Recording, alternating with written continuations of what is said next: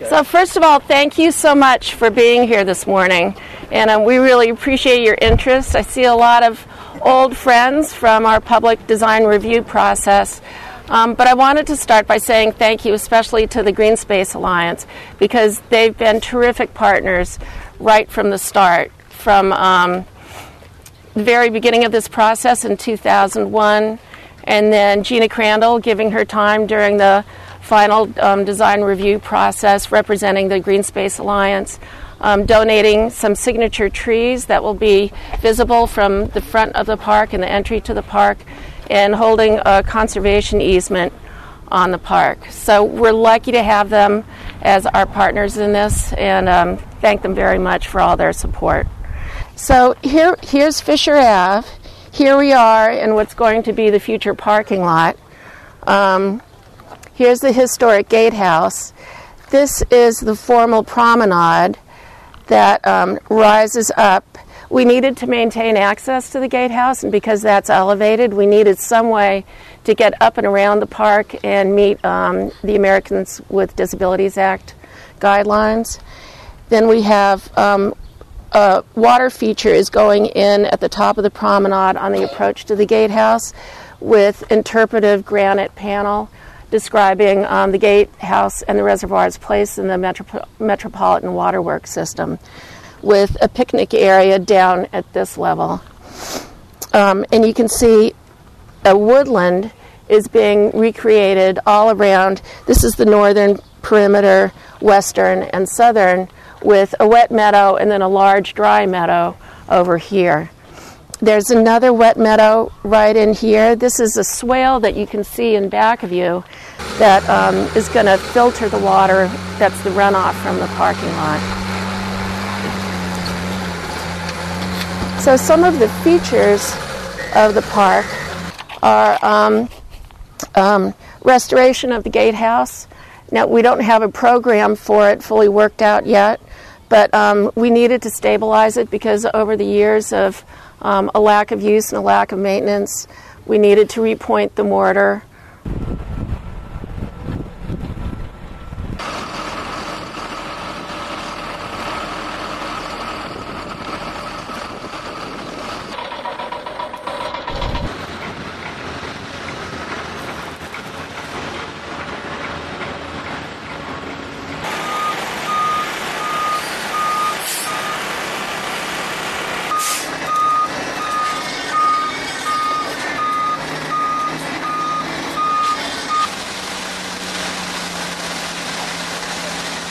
What we've been doing for the last maybe 6 weeks is installing plants, and we're not done yet. But what we are installing are approximately 1,500 trees, 4,000 shrubs, and though I should say that almost 2,500 of those are winter creeper, which are going to go all along the eastern face of the promenade, and an herbaceous layer of 6,500 plants. So my job was to lay it out in the field with the help of Klopfer Martin.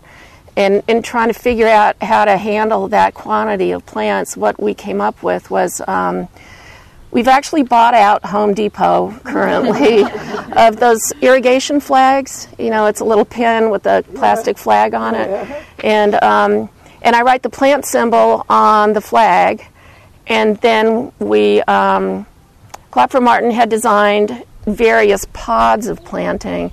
So I'll take pod 3Q and pull the flags for the plants that are supposed to go in, put the flags in the ground on the site. Jay Hersey, who's the project engineer, has been painting out the pods for me.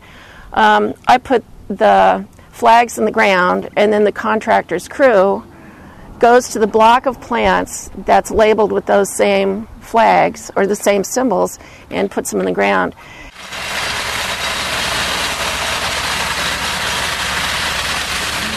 We didn't want to do traditional play equipment here, you know, post and platform or anything that looked and acted really different from the intent of this place.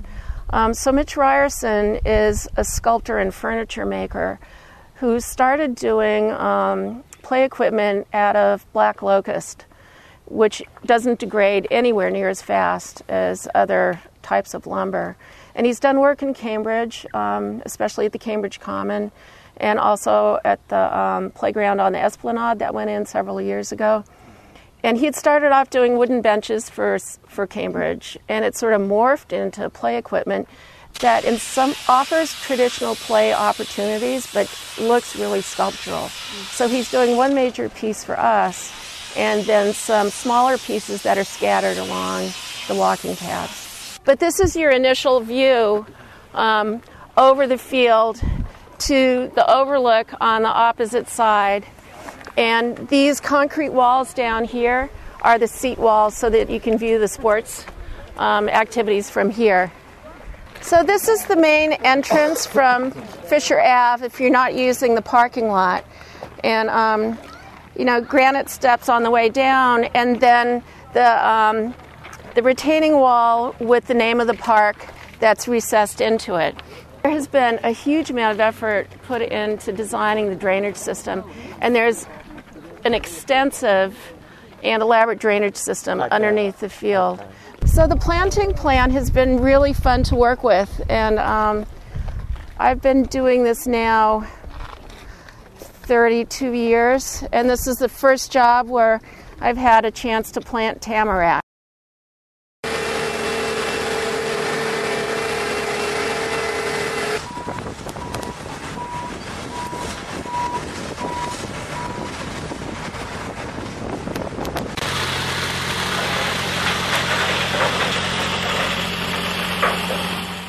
So these are passive walking paths, and it's more, you have much more of a woodland experience on the lower path as you go through the woods.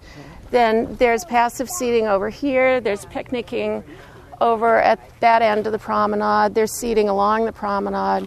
So there are a lot of places where you can just take in nature or watch your fellow park users.